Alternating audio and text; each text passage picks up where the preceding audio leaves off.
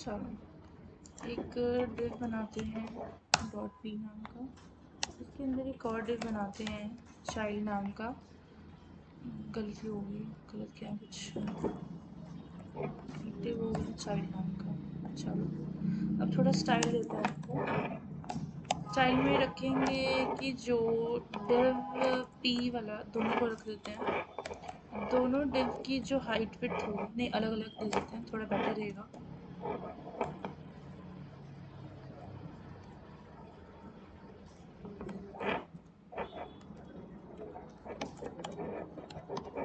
Dot P इसकी एक height रखते हैं 400 पिक्सल और उसको एक विड्थ देते हैं 400 पिक्सल और एक बैकग्राउंड कलर देते हैं इसको थोड़ा ब्लैक और इसको कॉपी कर लेते हैं। कॉपी किया और सी के अंदर इसको पेस्ट कर दिया। So basically I have two divs, P वाला पेरेंट डिव होगा, सी वाला चाइल्ड डिव होगा। ज़्यादातर ऑपरेशन हम चाइल्ड के ऊपर ही लगाएंगे और जो पी होगा वो एक सपोर्टिंग देगा चाइल्ड को। इसको थोड़ा रेड कर देते हैं, थोड़ा लगेगा अलग रेड कलर। सेव करो, टैप करो, रीलोड करो, नहीं आया।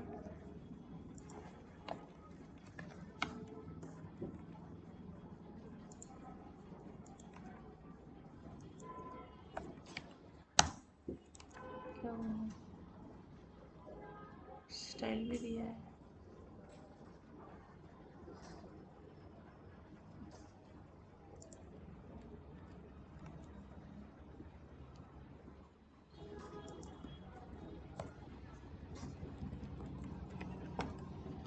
बैकग्राउंड कलर भी दिया है, फिर डिफ क्यों नहीं आ रहे?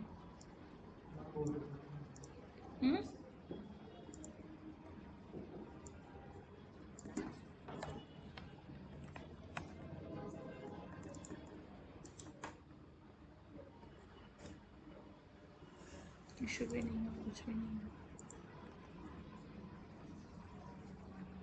ट्रांसफॉर्म उसका पाथ भी कॉपी कर रहा है।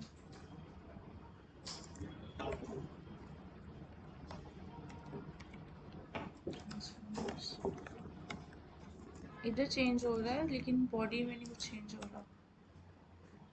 बॉडी टैग भी यूज़ कर रहा है, डिव भी लिया है।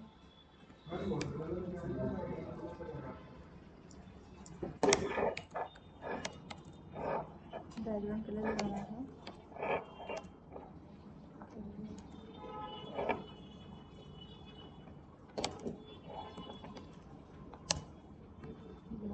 ब्लैक। दूसरी जगह भी सेम कॉपी पेस्ट कर रहा है इसलिए हो गया। तो इसका भी लगा देते हैं एक बैकग्राउंड कलर ब्लैक और इसको हटा देते हैं। डिव डॉट सी, फिर एंटर और ये आ गया। बैकग्राउंड कलर इसको ब्लैक लिखा है, इसको रेड कर देते हैं।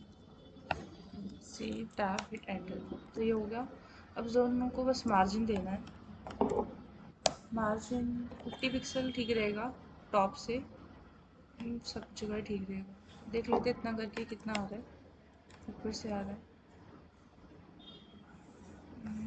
टॉप से देना पड़ेगा। टॉप और कॉपी, देन यहाँ पे पेस्ट और मैं काम करती हूँ, शॉर्टकट काम करते हैं, इसको सेंटर में ले लेते हैं। सेंटर टैब, सी टैब, एंटर। चलो इतना काम हो गया। अब ये एक रेड कलर का डिव है ना, जब मैं रेड कलर के डिव के ऊपर कोई ऑपरेशन परफॉर्म करूंगी तो मुझे पीछे वाला ब्लैक कलर का डिव नजर में आएगा। तो इसको हम इम्प्लीमेंट करेंगे यूजिंग सम ट्रांसफॉर्म प्रॉपर्टीज। तो ये काम तभी होना चाहिए जब चाइल्ड के ऊपर होवर किया जाए। डन।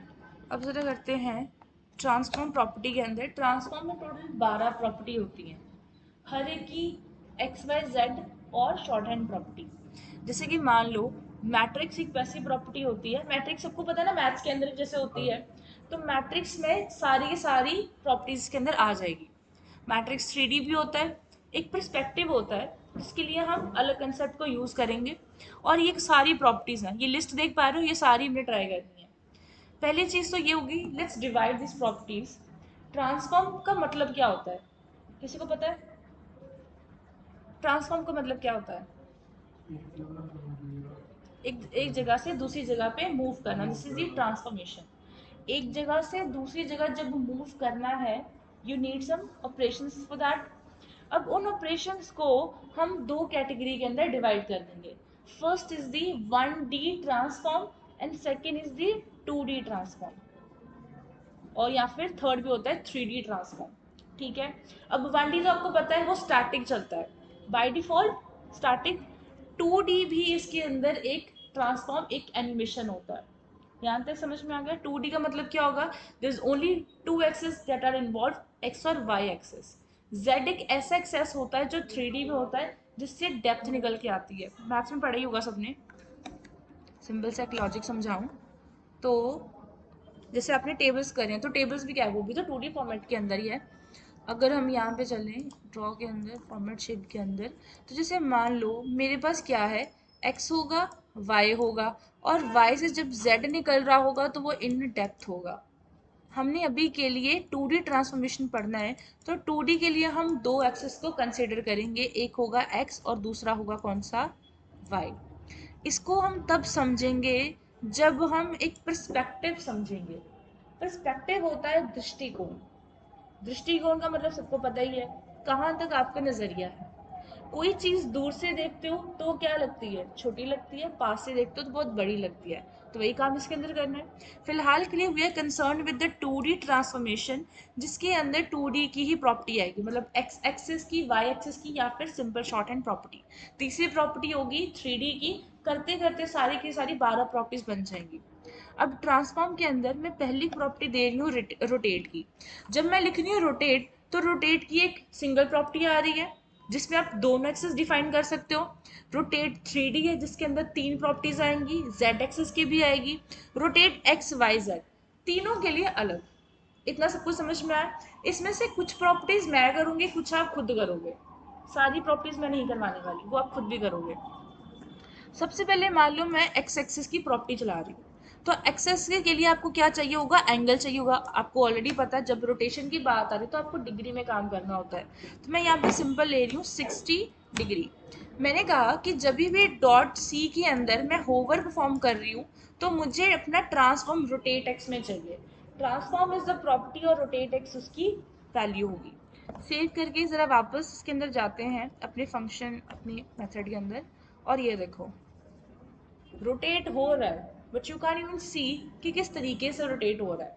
बट डोंट वरी, जब हम इसके अंदर 3D एनिमेशन लगाएंगे ना, तो उसके अंदर ये प्रॉब्लम सॉल्व हो जाएगी। अभी के लिए प्रॉब्लम कौन सी है, कोई नोटिस कर पा रहा है? Being a developer that's your job कि इसके अंदर नुक्स निकालने की क्या क्या प्रॉब्लम है। चेक करो क्या प्रॉब्लम है, बताओ। इतना टाइम है, अच्छा ही चल रहा है। जितना मिल गया उसमें खुश होगे ना, तो बस फिर नहीं डेवलपर बन पाओगे। कोई कमी नहीं लग रही? कैसे करें फिर टाइमिंग? कैसे, प्रॉपर्टी कौन सी? ट्रांजिशन।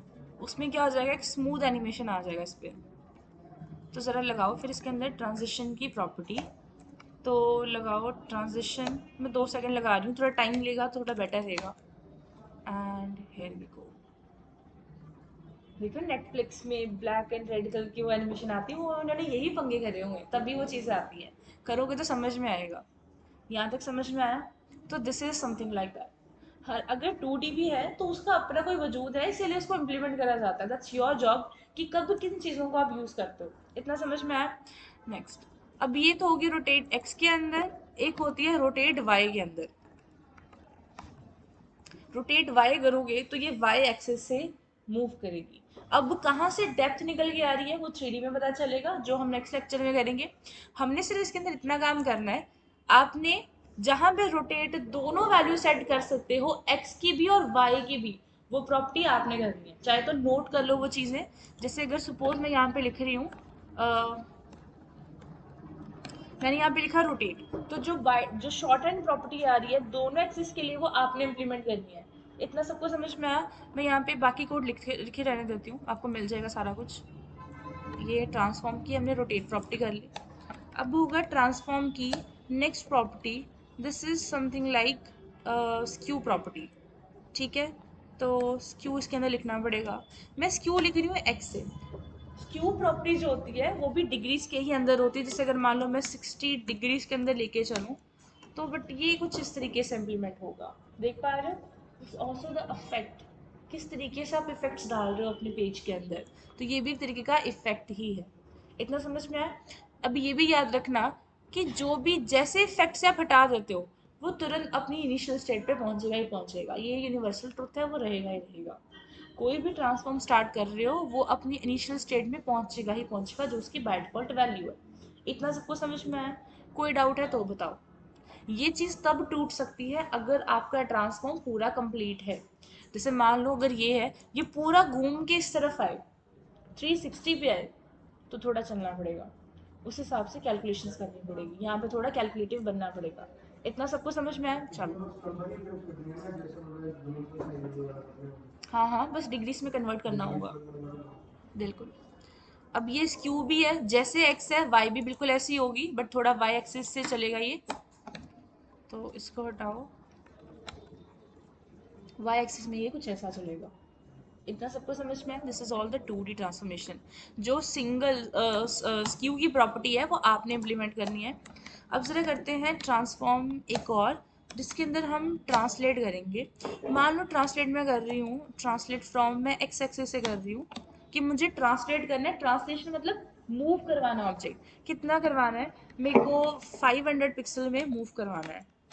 तो जैसे इसके ऊपर होवर करोगे ये 500 पिक्सल में मूव कर जाएगा एक्स एक्सिस से। अगर वाई में करोगे तो ऊपर नीचे जाएगा। अगर मुझे इसको अपने लेफ्ट साइड पे लेके आना है तो क्या करेंगे, माइनस में करेंगे। इतना समझ में आया। अगर बाय डिफॉल्ट वो डाउन हो जाएगा, अगर टॉप में लेके जाना है तो प्रॉपर्टी वाई की किस में आएगी, माइनस में आएगी। इतना सबको समझ में आया। जितनी प्रॉपर्टीज मैंने अभी बताई ना, मैंने चेक भी करनी है, तो ये साथ साथ नोट करते जाओ, अभी करके जाओगे सभी। तो ये होगी ट्रांसलेट की प्रॉपर्टी। उसके बाद एक होगी इसकी ट्रांसफॉर्म के अंदर स्केल प्रॉपर्टी। अब मान लो मैंने स्केल एक्स किया, स्केल का मतलब होता है कि आपका जो कंटेंट है वो कितना जूम इन और कितना जूम आउट पे जा रहा है। जो भी वैल्यू आप सेट करते हो, ना वो पिक्सल में होती है, ना वो परसेंटेज में होती है, ना वो डिग्री में होती है। एक्चुअली स्केल का मतलब है वो जूम इन या जूम आउट कर रहा होता है। माइनस करोगे तो जूम इन हो जाएगा, प्लस में करोगे जूम आउट हो जाएगा। कहने का मतलब ये है, अगर मैंने यहाँ पे लिखा 2, कि जो भी ट्रांसफॉर्म है उसको स्केल एक्स में दे दो 2, तो अभी करंट उसकी जो 400 पिक्सल हाइट होगी, 4 को मल्टीप्लाई करो 2 से, तो आंसर कितना आता है 8। तो 800 पिक्सल उसकी विड्थ इंक्रीज हो जाएगी। वाई में करोगे तो हाइट इंक्रीज होगी। इसको एक्सपेरिमेंट में करके देखते हैं। इतना समझ में आया। This is what we need to do. जैसे इनपुट टैग्स बनाते हो तो इनपुट्स के अंदर आप ये भी कर सकते हो, जब फोकस हो, ऑटो फोकस हो, तो कुछ ऐसा टास्क इम्प्लीमेंट हो। इतना सबको समझ में आया। यहाँ तक कोई डाउट है तो बताओ। अगर मैंने आपको इसको एक्सेस में करके बताया, आप वाई एक्सिस में ट्राई करना और दोनों प्रॉपर्टी पे लगा के ट्राई करना।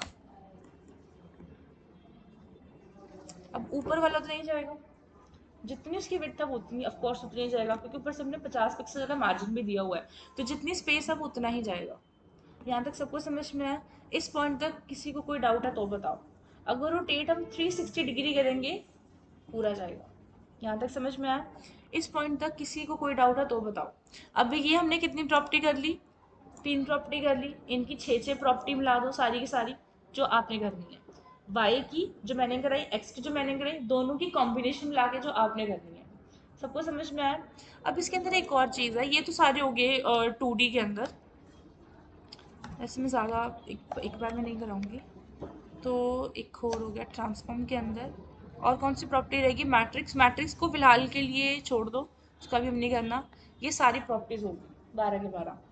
प्रॉब्लम रहेगी 3D के अंदर। 3D का मतलब क्या होता है, एक इन डेप्थ निकलनी। पहले ज़रा उसको पिक्चर के थ्रू समझते हैं। मेरे को सर्च करने दो ज़रा वेब पे, house trying on plain paper in 3D। कोई अच्छी सी इमेज मिल जाती तो तुम लोगों को समझ में आ जाएगा मैं क्या कह रही हूँ। ये इमेज देख पा रहे हो सभी? ये इमेज किस में लग रही है? 3D में लग रही है, बनी प्लेन पेपर पे ही है। होता है ना ऐसे कोई 3D टेक्स्ट लिख दो। वो एक्चुअली कंटेंट क्या होता है, जो लाइनें बहुत ही दूर है तो वो छोटी दिख रही हैं, जो बहुत ही पास है वो बहुत बड़ी दिख रही होती है। अब स्केल के साथ इसको मिनती पूरी करके काउंट करके इसको बनाते हो कि अगर ये 10 है तो ये 2 होनी चाहिए। Getting my point? इतना हमने काम करना है। ये क्या चीज सेट कर रहे हैं? पर्सपेक्टिव सेट कर रहे हैं। This theory is known as perspective. Perspective की पिक्सल में अगर हम वैल्यू काउंट करें, जितना पिक्सल हम ज़्यादा करेंगे उतना दूर लगेगा, जितना कम करेंगे उतना पास लगेगा। इतना समझ में आया? बस यही चीज़ पर्सपेक्टिव के अंदर भी है।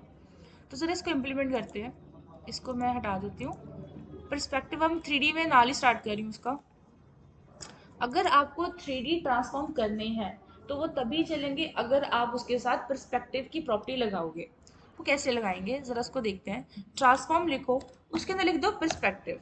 पर्सपेक्टिव के अंदर मान लो मैंने लिखा 600 पिक्सल, जो जितना मैं आइडियली साइज देती हूँ। फिर मैंने लिखा यहाँ पे रोटेट। अब रोटेट एक्स और वाई को करके देखते हैं। एंगल में मैं इसको ट्राई कर रही हूँ विद 360। चलो मान लो मैं कम ही कर रही हूँ, आपको हाफ उतना रोटेशन में दिख जाए।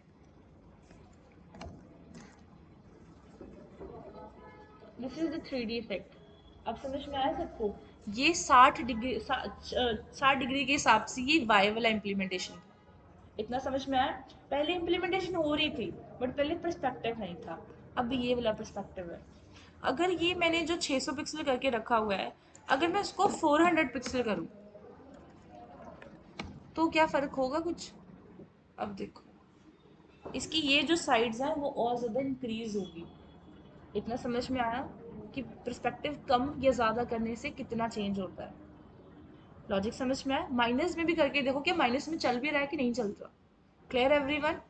तो ये होगी इसकी एक्स की प्रॉपर्टी। वही अगर आप इसको वाई में करके देखो, सॉरी ये वाई भी थी, जो इसको एक्स में करके देखोगे तो कितना इम्प्लीमेंट मिलेगा?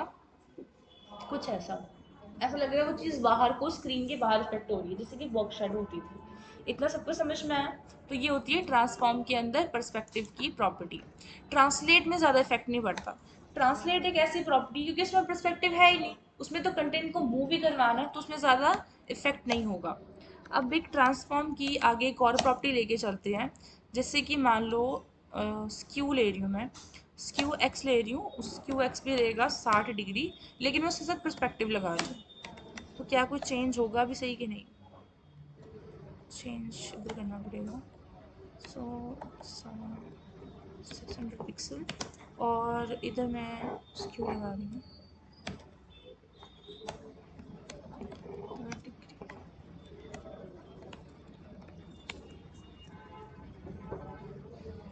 ये रहेगा उसका पर्सपेक्टिव। क्या इसमें कोई ज़्यादा इफेक्ट आया? नहीं। जब आपको रोटेशन चाहिए होती है सबसे ज़्यादा तब यूज़ होता है। इतना समझ में आया? मतलब एक्चुअली में जब 3D फॉर्मेशन करनी है तब यूज़ होगा। अभी के लिए मैंने सिर्फ एक्स वाई प्रॉपर्टी करी। अब 3D के अंदर आप जितनी प्रॉपर्टीज को यूज़ करोगे उसमें वाकई आप 3D वाला एंगल लोगे। जैसे स्क्यू एक्स है, आप उसकी जगह स्क्यू जेड को ले लो। जैसे रोटेट है, रोटेट के लिए भी अंदर आप जेड प्रॉपर्टी को लोगे। समझ में आ गया इतना लॉजिक? ये आपने करना है। नेक्स्ट टॉपिक स्टार्ट करा दो की फ्रेम्स के लिए एनिमेशंस का। चलो, अब ये तो हो गया सारा का सारा ट्रांसफॉर्म की प्रॉपर्टी। एक सेकेंड हमारे पास एनिमेशन। रुको, ये चलो, अब नेक्स्ट टॉपिक है हमारे पास एनिमेशन। एनिमेशन पता है इसको क्या होते हैं? इसमें भी तो मूविंग ही है। Getting my point? जो एनिमेशन की स्टेट होती है, किसी को पता है एनिमेशन की कितनी स्टेट होती है? कौन, कितनी स्टेट होती है टोटल? एक एनिमेशन जब कार्टूनिस्टिक एनिमेशन को बनाता है तो उसके अंदर वो कितनी स्टेट्स को जान के चलता है?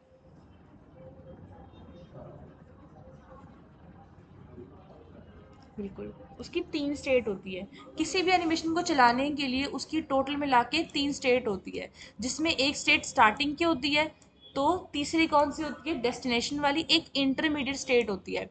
इस इंटरमीडिएट स्टेट के अंदर हमें ये पता चलता है कि स्टार्टिंग से लेके मिड तक कंटेंट की स्पीड क्या होगी और मिड से डेस्टिनेशन तक कंटेंट की स्पीड क्या होगी।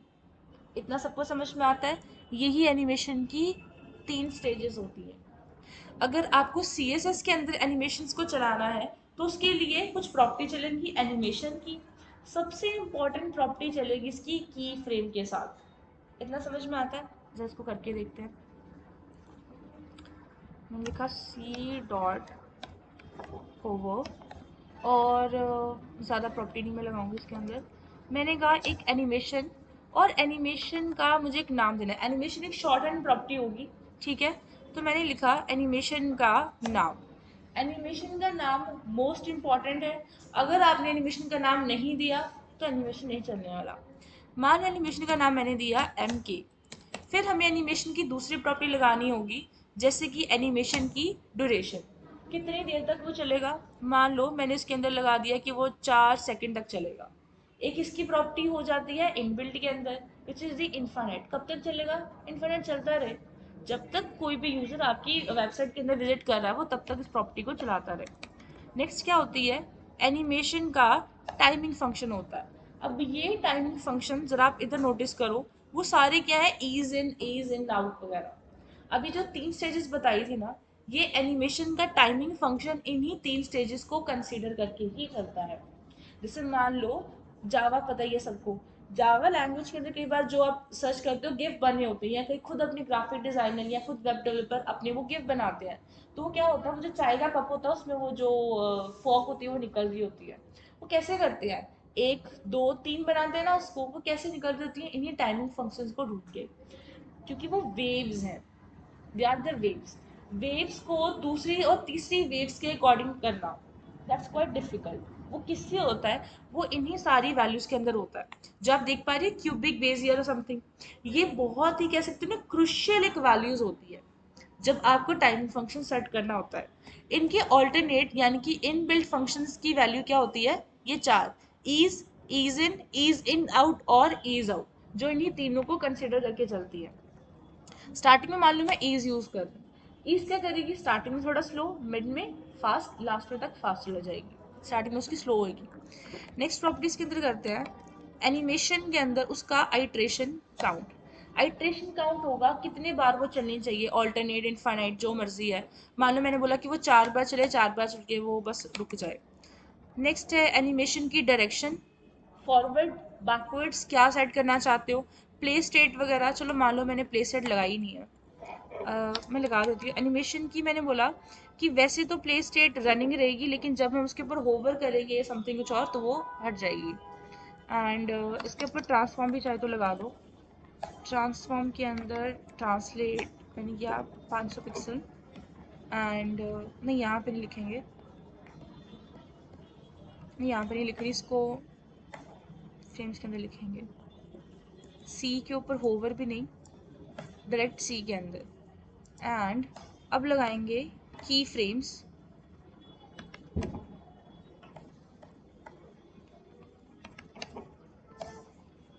की फ्रेम्स, उसके बाद क्या आइडेंटिफायर है। आइडेंटिफायर आपको पता है प्रोग्रामिंग के अंदर भी कुछ वो यूनिक वर्ड्स होते हैं जो प्रोग्रामर खुद से लेता है। अभी के लिए आइडेंटिफायर वो होगा जो आपका एनिमेशन का नाम है। तो आइडेंटिफायर को यहाँ से रिमूव करके हम डायरेक्ट अपने एनिमेशन का नाम ही यहाँ पे लिख देंगे। तो जो इसका नाम है MK, डन। अब यहाँ से बस आपको वैल्यूज देनी है। 2 तरीके की वैल्यूज दे सकते हो, फ्रॉम, टू यूज करके, या फिर टॉप, लेफ्ट, राइट, बॉटम। वो क्यों, कोई भी कंटेनर लोगे उसकी 4 ही साइड्स मिलेंगी बाय डिफॉल्ट, जिस साइड से आपने बॉक्स मॉडल सीखा है। ये जो पूरा की फ्रेम है ना, वो बॉक्स मॉडल को ही कंसिडर करके चलता है, जिसकी हमेशा 4 साइड्स होती हैं। इतना समझ में आया। मान लो जब से ये स्टार्ट हुआ फ्रॉम, और नेक्स्ट क्या हो जाएगा इसके अंदर, टू हो जाएगा। अभी तो मैंने सारी प्रॉपर्टीज लगाई नहीं है। जब फ्रॉम है तो इसको ट्रांसफॉर्म कर दो 400 पिक्सल, मैट्रिक्स नहीं आएगा, ट्रांसफॉर्म, ट्रांसलेट 400 पिक्सल, और ट्रांसफॉर्म के अंदर ट्रांसलेट कर दो 500 पिक्सल। स्टार्टिंग से ही ट्रांसफॉर्म कर जाएगा उसके अंदर और वापस उसी साइड में। देखो क्या हुआ, एनिमेशन यहाँ से स्टार्ट हुआ नहीं, मैंने इसको बोला ज़रा दोबारा देखो, मैं पेज रीलोड करती हूँ। अब देखो स्टार्ट कहाँ से हो रहा है, वो डायरेक्ट यहीं से हो रहा है जहाँ से उसको स्टार्टिंग दी है। मैंने इसको कहा कि फ्रॉम, तुमने स्टार्ट कहाँ से होना है, तुम पहले ट्रांसलेट करो 400 पिक्सल से, मतलब जब ये 400 पिक्सल का था, इस 400 पिक्सल को क्रॉस करके फिर तुम 400 पिक्सल को चेक कराओ। अब कहाँ तक चलना है, 500 पिक्सल तक, मतलब उससे 100 पिक्सल एक एक्स्ट्रा होगा और वहीं तक चलेगा। अब ये कितने बार चलना चाहिए, 4 बार, तो 1 2 and 3, then last 4, वापस। समझ में आया, this is what we need to do. 4 second तक चले, अगर टाइमिंग कम कर दोगे थोड़ा फास्ट चलेगा, उससे कम कर दोगे पॉइंट्स में कर दोगे तो और भी ज़्यादा फास्ट चलेगा। इतना एनिमेशन सबको समझ में आया, यहाँ तक कोई डाउट है तो बताओ, इस पॉइंट तक एनीवन, किसी को डाउट है? नहीं। अब तुम लोगों ने क्या करना है, मैंने तुम लोगों को ट्रांसफॉर्म भी बता दिए, 2D भी बता दिए, 3D बता दिए और एनिमेशन भी बता दिए। जितनी चीज़ें मैंने छुड़वाई हैं तुम लोग अभी के अभी इसको कंप्लीट करोगे। पहला टास्क ये। सेकंड टास्क ये, कुछ ना कुछ घर से ना इवेंट करके लेके आओ, कुछ ना कुछ बना के लेके आओ। जैसे मान लो बड़ी सिंपल सी असाइनमेंट होती है कि ये एक डिव है, इसको तुम सर्कल में कर दो, इसके आसपास वो चीज़ें पूरी घूमनी चाहिए। जैसे कि प्लैनेट्स होते हैं वो ऑर्बिट्स में घूमते हैं, वो चीज़ करके आने। समझ में आ गया सबका? जो सोलर सिस्टम बना सकता है वो तो बहुत ज़्यादा बेटर है। एक स्टूडेंट ने बनाया था, बहुत अच्छा बनाया था उसने, पूरा सोलर सिस्टम बनाया था, ऑर्बिट्स उसके आसपास घूमते थे। ट्राई करोगे खुद से कर सकते हो, गैलेक्सी वाली पीछे से कोई भी इमेज ले लो और डिव, वो सारे डिव ही होंगे जिसके आसपास वो चीज़ें घूम रही हैं। Getting my point? क्लियर हो रहा है सबको? करके देखो खुद से, जितने प्रॉपर्टी मैंने छुड़वाई हैं वो सारी तुमने कवर करनी है। यहाँ तक क्लियर? करो इसको कंप्लीट। हाँ मैं भी भेज सकती हूँ।